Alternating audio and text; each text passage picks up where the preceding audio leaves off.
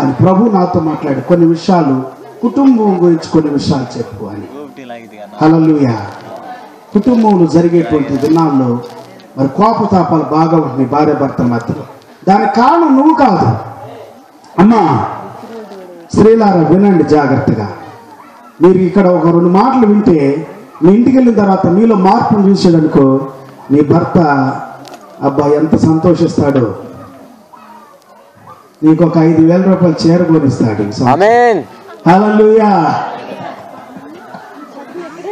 చీరలు, మంచి చీరలు కొనిస్తే ఎంత సంతోషమో కదా. నా భార్యకి కూడా ఒక మంచి చీర కొనిచ్చినానుకో హ్యాపీ అయిపోయింది. ఇక నిజంగా ఈ సంవత్సరం కొనిచ్చారు, మంచిది, అంతకంటే ఎక్కువ కొనిచ్చాడు. అబ్బాయి ఎంత హ్యాపీ అయిందో. ఆ ముఖంలో సంతోషం చూసి నాకు అసలు పెట్టిన పైసలన్నీ ఉష్కాకన్నట్టు అయిపోయింది. పోతే పోయినాయి పైసలు. హల్లెలూయా.